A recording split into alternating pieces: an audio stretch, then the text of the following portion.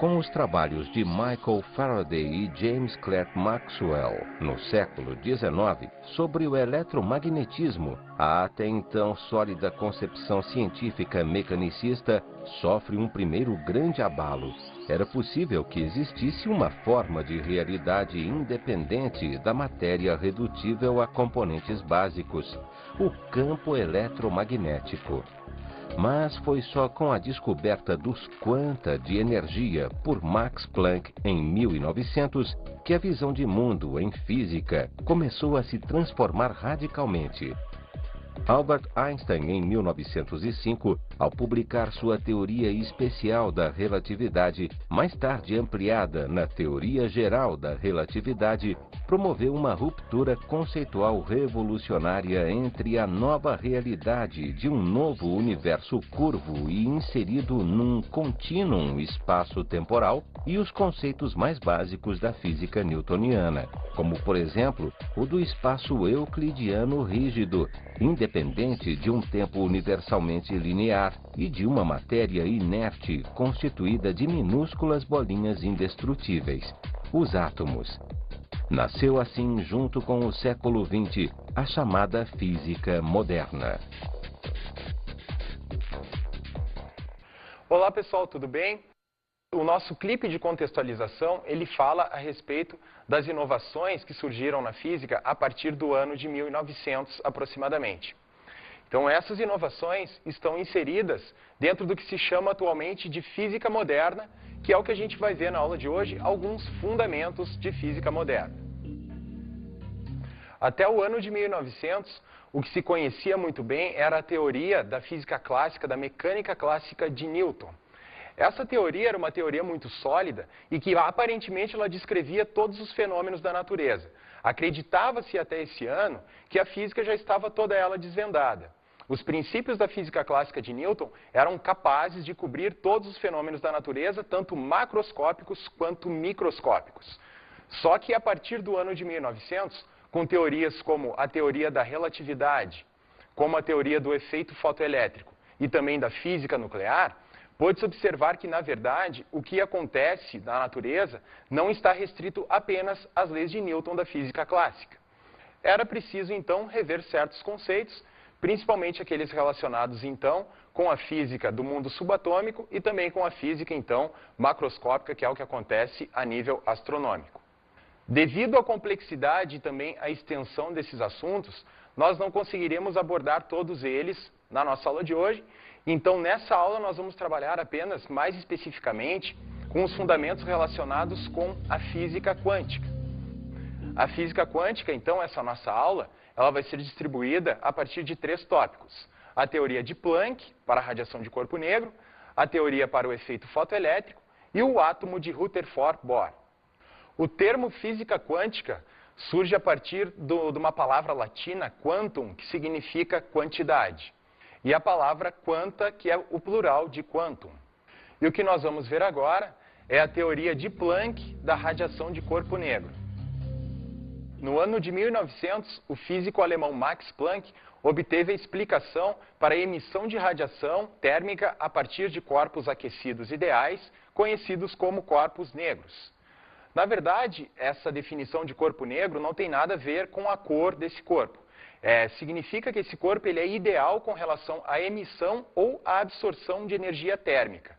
Nós sabemos que sempre que um corpo é aquecido, o que acontece é que ele libera radiação térmica, ou seja, calor, e isso pode ser inclusive visualizado a partir de luz no momento que esse corpo aquece demais. Então, um corpo ideal com relação a essa absorção ou emissão de energia na forma de radiação térmica são os corpos negros. Um exemplo de uma realização prática de um corpo negro seria o que nós temos aqui na nossa figura. O que nós temos ali é um corpo que está sendo aquecido de tal forma que ele emite toda a radiação que está sendo produzida no seu interior. Se fosse possível que essa radiação estivesse realizando o sentido contrário, ou seja, penetrando naquele orifício, aconteceria que toda essa radiação seria absorvida, nenhuma parte dela seria refletida. Então, no ano de 1900, existia uma grande dificuldade em se explicar o espectro dessa radiação emitida a partir desses corpos negros. A física clássica vigente até então não conseguia explicar o que acontecia relacionado com esses fenômenos. Então, o que aconteceu foi que o físico Max Planck, ele sugeriu a hipótese dessa energia estar sendo emitida em partes discretas e não contínuas, ou seja, essa energia sendo emitida em quanta de energias.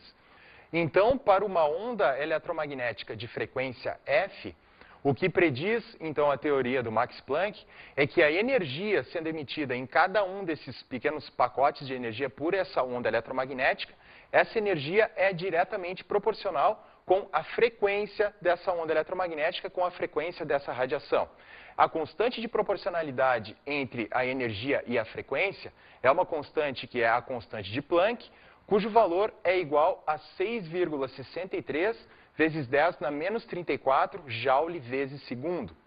Então, a partir dessa teoria, o Max Planck lançou a hipótese de que a energia térmica sendo emitida por um corpo aquecido, ela não é uma energia que se propaga de maneira contínua no espaço, mas sim de maneira discreta, sendo que cada pacote de energia depende, então, da frequência dessa onda eletromagnética.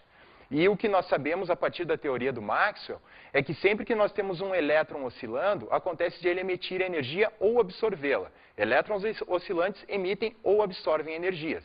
Então, a inovação da teoria do Planck é que esses elétrons devem absorver uma quantidade de energia que é igual a H vezes F, ou então não absorvem ou não emitem.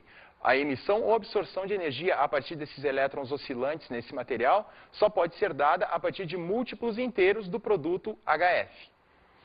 Então, o que a constante de Planck faz é acabar restringindo os fenômenos na natureza. Essa constante, a sua unidade de medida Joule vezes segundo, ela está relacionada com a ideia de ação. Na época existia o conceito da mínima ação, ou seja, a natureza, os fenômenos na natureza sempre acontecem de tal forma que a ação realizada é mínima, o produto da energia vezes o intervalo de tempo é mínimo. É como se fosse uma lei do menor esforço. Então, o que acontece com a constante de Planck é que ela acaba dando o valor da mínima ação dos fenômenos que acontecem na natureza. Ou seja, a ação ela nunca pode ser igual a zero, ela tem um valor mínimo que é dado pela constante de Planck, que é algo muito pequeno, é 6,63 vezes 10 na menos 34, ou seja, é uma vírgula e 33 zeros antes de 6,63. É algo muito próximo de zero, mas não é infinitamente pequeno, é um valor finito. Então, essas ideias do Planck, elas acabaram gerando uma grande revolução no mundo da física, dizendo que existe, então, quantidades mínimas de energia emitidas ou absorvidas por elétrons oscilantes, dando início, então, ao que hoje nós conhecemos como física quântica. E o que nós vamos ver agora, então, na sequência do nosso estudo da física quântica, é o efeito fotoelétrico. Até o século XIX, os físicos se perguntavam muito o que era realmente a luz. Fenômenos, experiências realizadas até então, já haviam acabado demonstrando que a luz ela se comportava como onda, ou seja, ela tem um movimento ondulatório, de tal forma que certas experiências acabam comprovando esse comportamento. Por exemplo, é possível que se realizem experimentos comprovando que um feixe de luz ele é capaz de sofrer difração ou interferência. Os fenômenos de difração e interferência são fenômenos muito conhecidos de comportamentos ondulatórios. Então, a partir desses experimentos de difração e interferência, já se havia comprovado que a luz ela tem comportamento ondulatório. O físico teórico inglês James Clerk Maxwell demonstrou que a luz fazia parte de um imenso espectro eletromagnético e é percebida por nosso olho lhe ser sensível. Maxwell descobriu ainda que existe um elemento de ligação entre todo o espectro eletromagnético e este era sua velocidade. Desde os comprimentos quilométricos de baixa frequência até os minúsculos comprimentos que só podem ser medidos em frações de milímetros, todos caminham à velocidade da luz. A teoria ondulatória seria universalmente aceita se no advento do novo século, novas experiências não tivessem destronado a ondulatória como natureza absoluta da luz. Em 1887, Hertz realizou algumas experiências procurando mostrar a existência das ondas eletromagnéticas previstas teoricamente por Maxwell.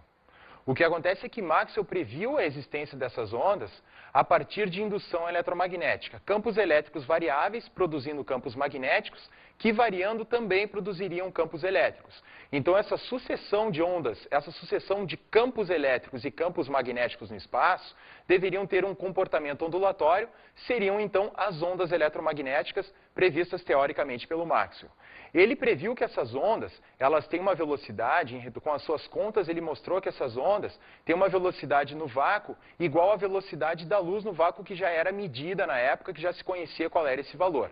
Então, inclusive, nessa sua previsão teórica, ele chegou à conclusão da existência das ondas eletromagnéticas e que elas teriam a mesma velocidade de propagação da luz, ou seja, concluindo que a luz seria, então, uma onda eletromagnética. Então, Hertz, realizando experiências para comprovar a existência dessas ondas eletromagnéticas, e acabou comprovando, ele também acabou verificando um certo efeito que não era esperado. As faíscas produzidas no seu experimento acabavam, então, aumentando a intensidade da quantidade de elétrons que estavam sendo arrancadas em uma certa placa. Então, devido à morte prematura do Hertz, ele morreu muito cedo, aconteceu que o seu assessor, uma pessoa que trabalhava junto com ele, Philip Lenard, continuou seus experimentos e então realizou um experimento muito mais preciso, que acabou então mostrando a existência do efeito fotoelétrico, que é a emissão de fotoelétrons a partir de uma superfície metálica, no momento em que uma radiação eletromagnética incide sobre ela. Então vamos dar uma olhada como é que é essa experiência do Hertz. Bom, a montagem é feita a partir de duas placas metálicas ligadas a uma fonte de tensão variável, sendo que essas duas placas metálicas são colocadas dentro de uma ampola onde se faz vácuo. Então, a partir da incidência de luz sobre uma dessas placas metálicas, acaba-se observando num amperímetro a acusação de corrente elétrica na outra placa, ou seja, chegou-se à conclusão que a incidência de luz em uma das placas provoca o arrancamento de elétrons dessa placa e, devido àquela tensão que existe entre essas placas, esses elétrons conseguem viajar de uma placa até a outra, sendo detectados então pelo amperímetro. Então a conclusão que se chegou a partir dessa experiência é que a partir da incidência de luz em uma das placas metálicas, acontecia então o arrancamento de elétrons dessa placa, o que foi chamado então de efeito fotoelétrico. Então, o que o Lenard pôde verificar realizando essas experiências é que o número de elétrons arrancados da superfície metálica era diretamente proporcional com a intensidade da luz incidente. Ou seja, quanto maior a intensidade de luz incidente sobre aquela placa, maior seria então o número de elétrons arrancados. Ele conseguia fazer essa medida a partir da intensidade da corrente elétrica que aparece no amperímetro. Aumentando a intensidade da luz que incide sobre a placa, aumenta a intensidade de corrente, portanto, o número de elétrons arrancados. Ele também pôde verificar que a energia dos elétrons arrancados era diretamente proporcional com a frequência da radiação incidente sobre aquela placa.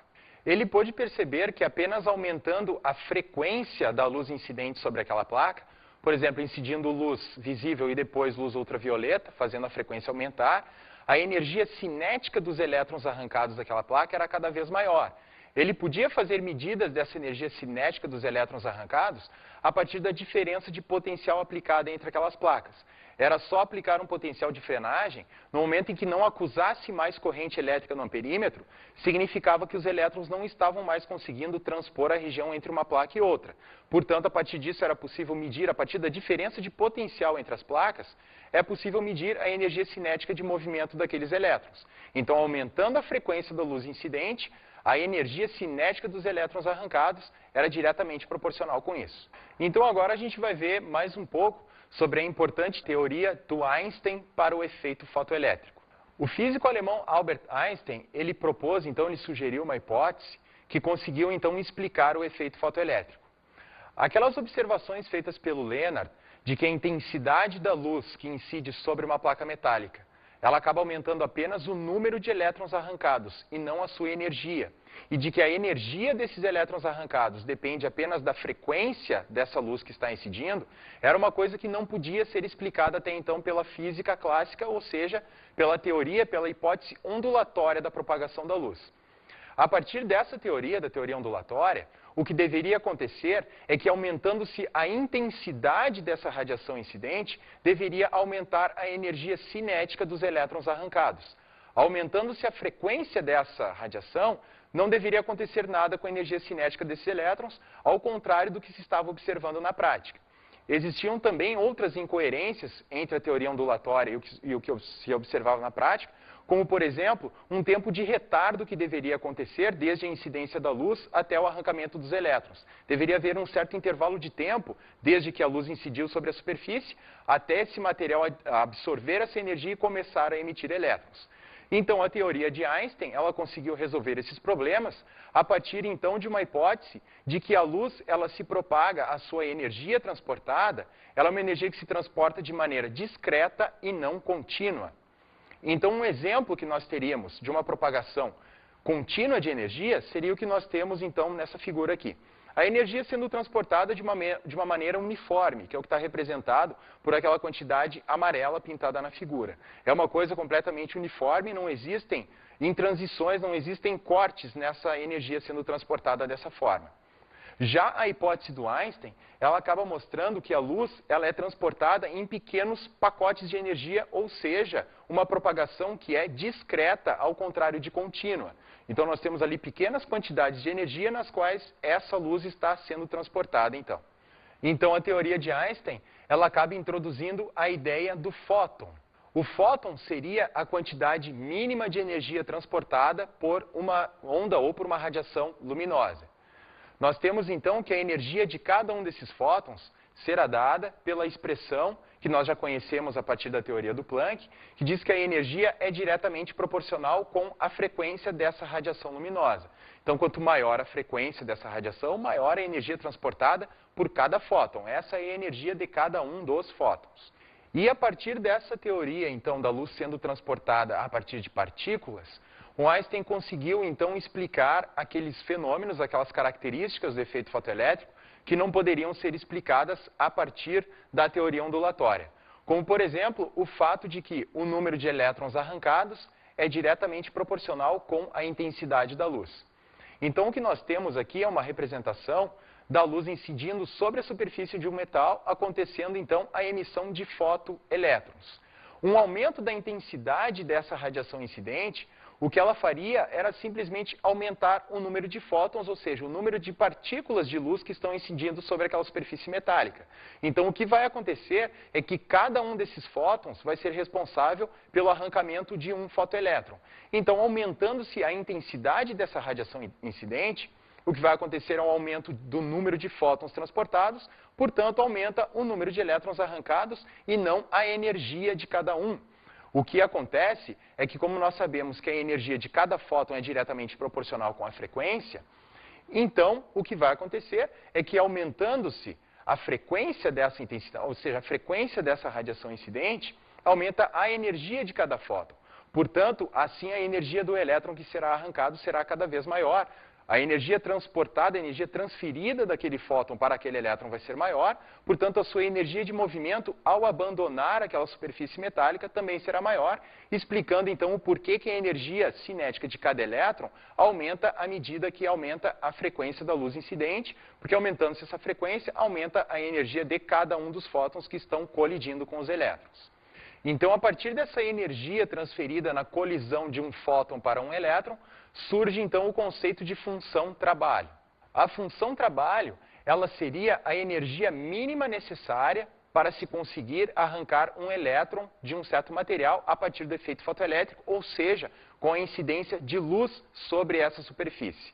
Então, o que nós temos aqui é uma tabela mostrando qual seria a função trabalho, ou seja, a energia mínima necessária para acontecer o efeito fotoelétrico em função de cada um dos materiais. Cada material apresentaria, então, uma função trabalho diferente. Então, ali nós temos exemplos de funções trabalho sendo dadas em uma unidade de medida que é o elétron-volt. O elétron-volt é uma unidade de medida que significa a energia que um elétron receberia ao ser acelerado por uma diferença de potencial igual a 1 volt. Então, nós teremos que a energia cinética máxima de um elétron sendo emitido por efeito fotoelétrico é igual à energia do fóton incidente, que é igual ao produto HF, menos a quantidade de energia que é necessária para arrancá-lo desse material, ou seja, a sua função trabalho. Então, a partir disso, nós chegamos à conclusão de que a função trabalho ela é igual ao produto da constante de Planck vezes uma frequência mínima necessária para que esse efeito aconteça, e essa frequência mínima necessária, então, é a frequência de corte para esse material.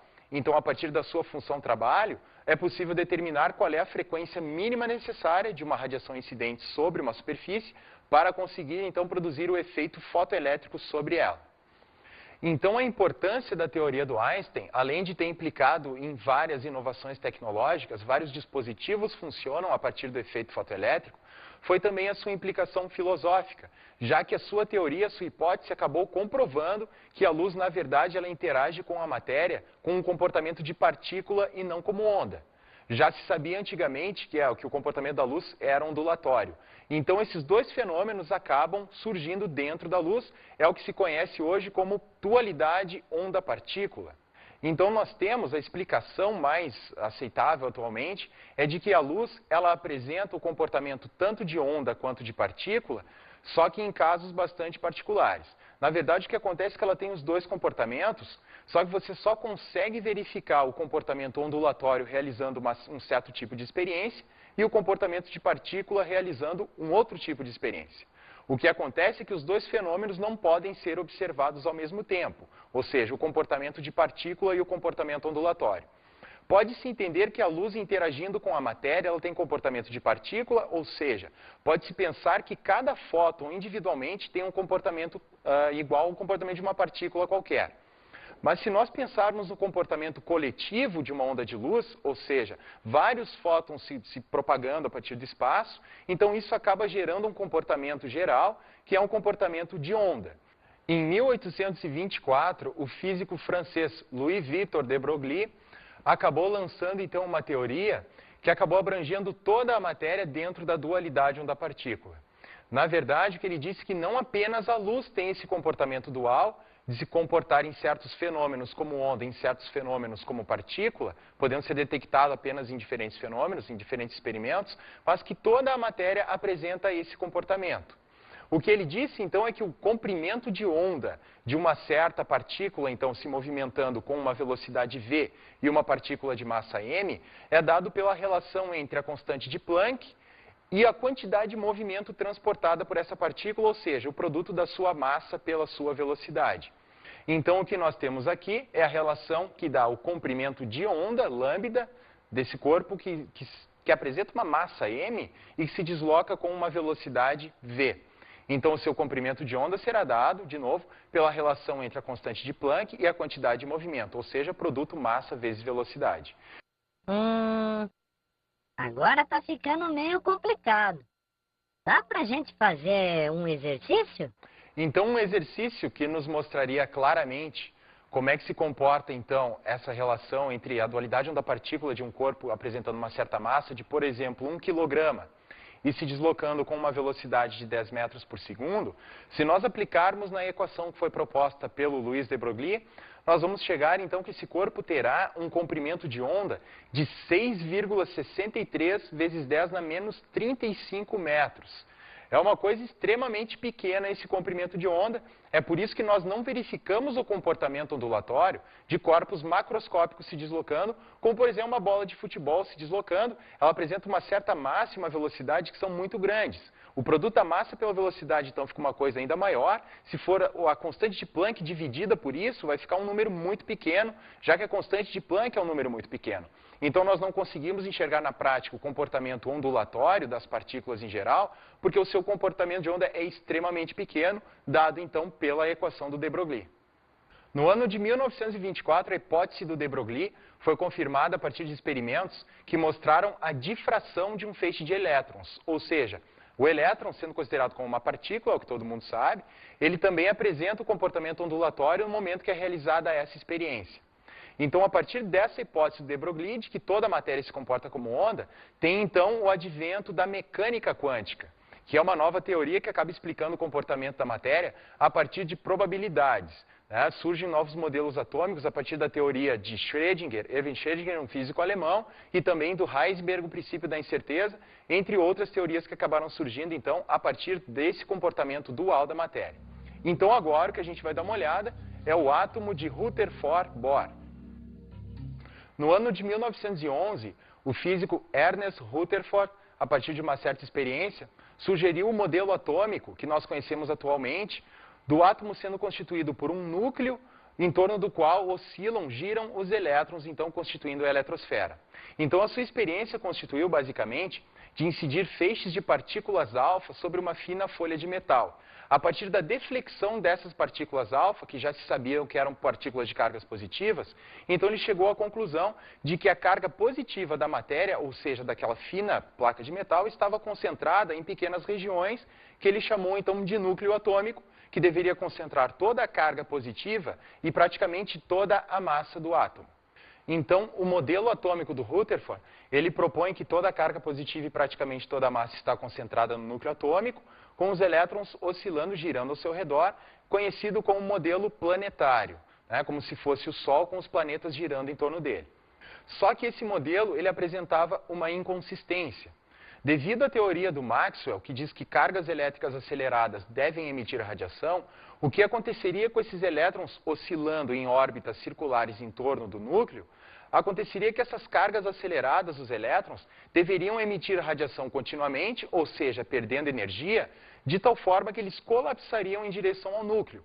Então, o que aconteceria nesse modelo é que a matéria não teria estabilidade. Os átomos seriam instáveis, rapidamente todos os elétrons colapsariam em direção ao núcleo, que é uma coisa que não se verifica. E procurando então corrigir essa inconsistência do átomo de Rutherford, é que surgiram então os postulados de Bohr. Os postulados de Bohr, o que eles fazem é assumir o modelo de Rutherford, só que eles inserem certos conceitos que acabam explicando, que acabam então cobrindo essa inconsistência dos elétrons colapsando em direção ao núcleo. O primeiro dos postulados é o postulado das órbitas circulares, nos quais então nós temos os elétrons oscilando em órbitas circulares em torno aí do núcleo, de tal forma que a força que mantém essa estabilidade é a força de atração coulombiana entre cargas positivas e negativas. Então ele simplesmente deu a explicação de que os elétrons, sim, eles oscilam, eles giram em órbitas circulares em torno do núcleo. O segundo postulado, é o mais importante deles, é o que diz que esses elétrons eles giram em torno do núcleo apenas em certos estados estacionários, ou seja, são órbitas de energia permitidas nas quais o elétron pode oscilar sem emitir radiação, ou seja, não colapsando em direção ao núcleo. Então, essas órbitas, elas aí sendo classificadas como órbitas com n's igual a 1, 2, 3, 4 e 5, e infinitos n's à medida que você se afasta em relação ao núcleo, se o elétron estiver oscilando apenas dentro dessa órbita circular permitida, não acontece de ele emitir radiação, portanto não acaba colapsando em direção ao núcleo. Cada um dos estados estacionários n apresenta uma energia dada por E índice n, igual a menos 13,6 elétron-volts dividido por n elevado ao quadrado, sendo que os menos 13,6 elétron-volts correspondem à energia do estado fundamental. É a energia, então, que o elétron apresenta, que o átomo apresenta, quando o elétron se encontra na órbita de menor energia. A partir daquela expressão, então, nós obtemos que à medida que o elétron vai se afastando em relação ao estado fundamental, o átomo vai adquirindo, então, energias cada vez maiores. E, por fim, nós temos o terceiro postulado, que é o postulado das transições. Esse postulado diz que o elétron, quando ele está oscilando, então, no átomo, naquelas órbitas permitidas, acontece de ele emitir ou absorver radiação apenas nas situações em que ele está transitando de uma órbita para outra. Por exemplo, se o elétron estiver passando, então, de uma órbita estacionária de menor energia para uma órbita de maior energia, isso deve acontecer com o recebimento de energia. Ele deve receber uma energia necessária para realizar essa transição. Essa energia ele recebe na forma de um fóton energético. No momento em que acontece a transição contrária, ou seja, o elétron pulando de uma órbita estacionária que tem uma energia maior para uma energia menor, o que acontece é que ele deve emitir essa energia a mais na forma também de um fóton. Então, vai acabar entrando a ideia da quantização da energia aqui no átomo de Bohr, no momento que nós considerarmos, então, a energia daquele fóton que está sendo absorvido ou que está sendo emitido na transição. A energia daquele fóton, ela é igual à diferença de energias entre os estados envolvidos na transição, ou seja, a energia do fóton, HF, é igual à energia do estado final menos a energia do estado inicial. Ou seja, é preciso que o átomo, aliás, é preciso que o elétron absorva ou perca a quantidade de energia que corresponde à diferença de energia entre os dois níveis, e isso acontece na forma da absorção ou da perda ou da emissão de um fóton.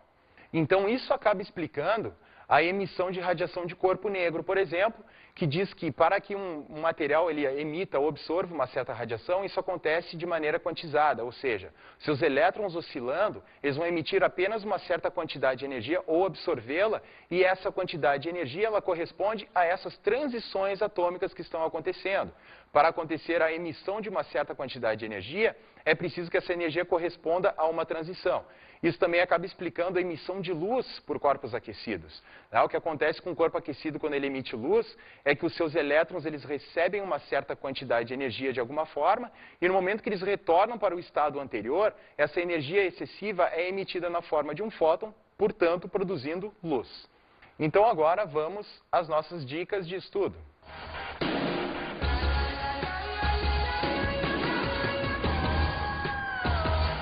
Uma dica de estudo interessante para vocês perceberem a importância da física quântica dentro do mundo atual seria vocês realizarem uma pesquisa buscando encontrar as aplicações tecnológicas, por exemplo, do efeito fotoelétrico. Nós vimos na nossa aula que o efeito fotoelétrico ele trouxe implicações muito importantes dentro do contexto filosófico da observação da física, ou seja, a forma como os físicos encaravam a natureza passou a ser vista de uma forma diferente, mas além disso, o efeito fotoelétrico e a física moderna trouxeram inovações tecnológicas muito importantes. Um exemplo de dispositivos que se baseiam no princípio do efeito fotoelétrico é chamado de célula fotoelétrica, que é mais chamada comumente de olho elétrico. Então, se vocês pudessem realizar uma pesquisa encontrando esses equipamentos que funcionam a partir desses fundamentos, seria bastante interessante para vocês verem qual é que é a real importância dessas evoluções da física a partir do ano de 1900 com a teoria do Planck, do Einstein e também do átomo do Rutherford Bohr. E eu espero que vocês tenham gostado das aulas e até a próxima, pessoal. Tchau, tchau.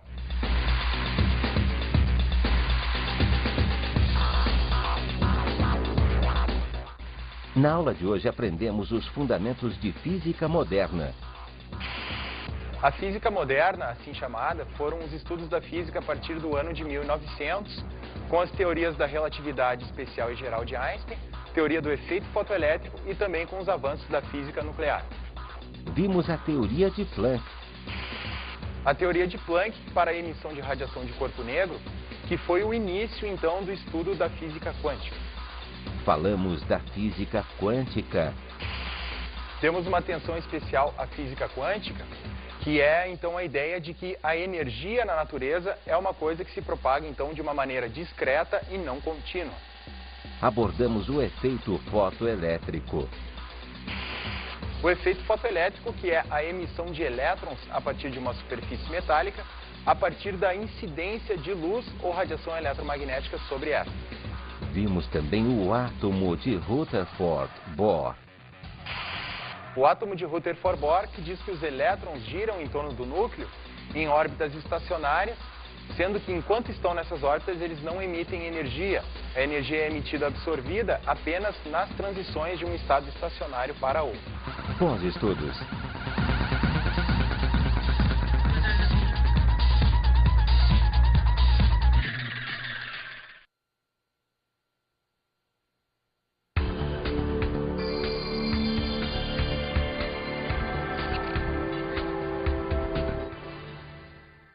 O importante do estudo da física moderna dentro do ensino médio não é apenas levar em consideração os conceitos e nem as inovações tecnológicas que eles trouxeram, mas também deixar claro para os alunos a ideia de que a física e a ciência é uma coisa que evolui à medida que o tempo vai passando, ou seja, as ideias vão evoluindo e à medida que novas observações vão sendo feitas, os conhecimentos vão sendo substituídos. Então, essas rupturas que aconteceram com a passagem da física clássica para a física moderna são muito importantes para mostrar para os alunos que a ciência não é uma coisa fechada, não é uma coisa restrita, mas sim uma coisa feita por seres humanos e que à medida que nós vamos fazendo novas observações, nós podemos ter interpretações diferentes também a respeito dessas observações, de tal forma que esses conhecimentos, essas ideias vão evoluindo à medida de uma descrição mais fiel da natureza.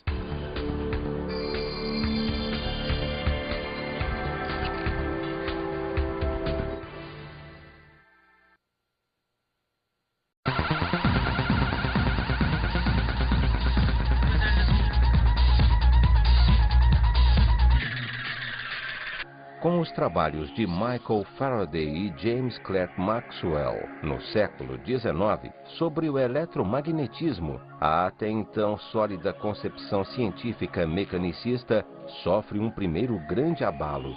Era possível que existisse uma forma de realidade independente da matéria redutível a componentes básicos, o campo eletromagnético. Mas foi só com a descoberta dos quanta de energia por Max Planck em 1900 que a visão de mundo em física começou a se transformar radicalmente. Albert Einstein, em 1905, ao publicar sua teoria especial da relatividade, mais tarde ampliada na teoria geral da relatividade, promoveu uma ruptura conceitual revolucionária entre a nova realidade de um novo universo curvo e inserido num contínuo espaço-temporal e os conceitos mais básicos da física newtoniana, como, por exemplo, o do espaço euclidiano rígido, independente de um tempo universalmente linear e de uma matéria inerte constituída de minúsculas bolinhas indestrutíveis, os átomos.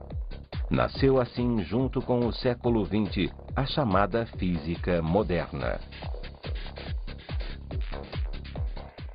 Olá pessoal, tudo bem? O nosso clipe de contextualização, ele fala a respeito das inovações que surgiram na física a partir do ano de 1900 aproximadamente.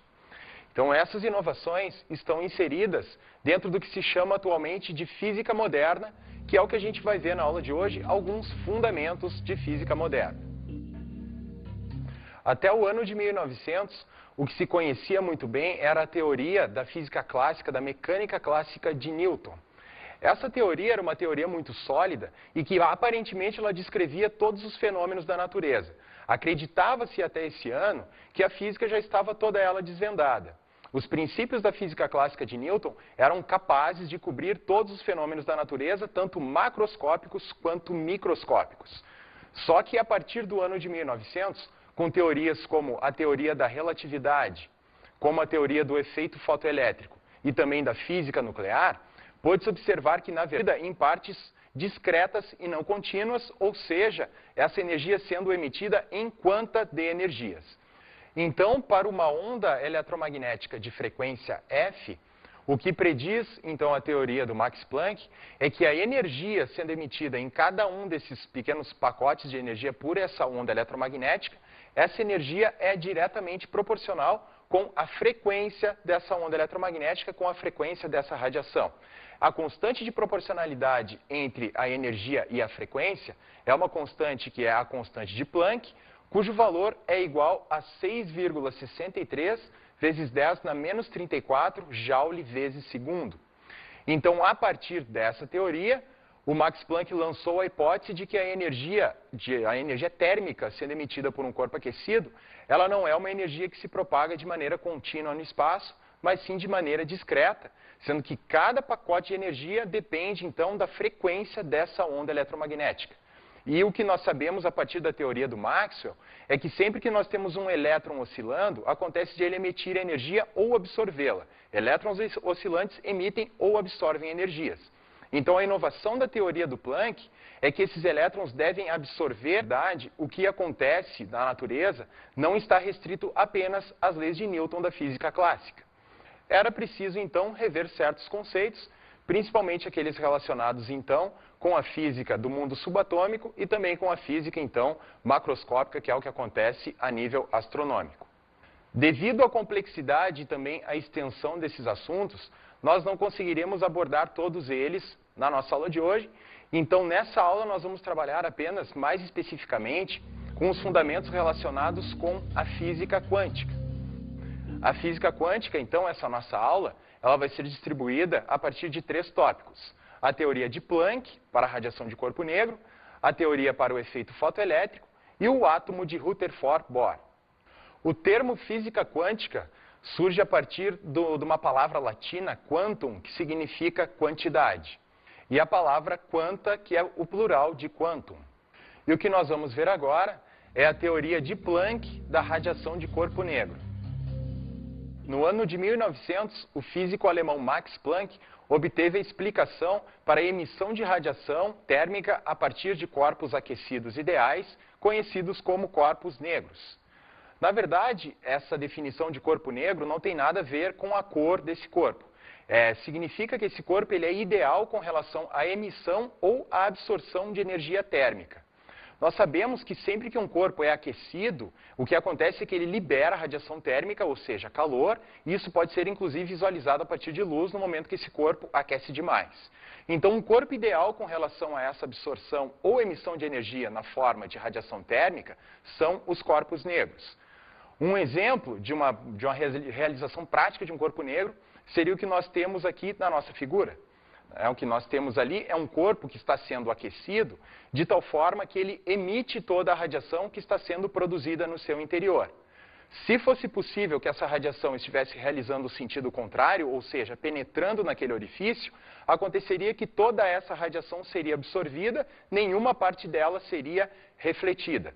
Então, no ano de 1900, existia uma grande dificuldade em se explicar o espectro dessa radiação emitida a partir desses corpos negros. A física clássica vigente até então não conseguia explicar o que acontecia relacionado com esses fenômenos. Então, o que aconteceu foi que o físico Max Planck, ele sugeriu a hipótese dessa energia estar sendo emitida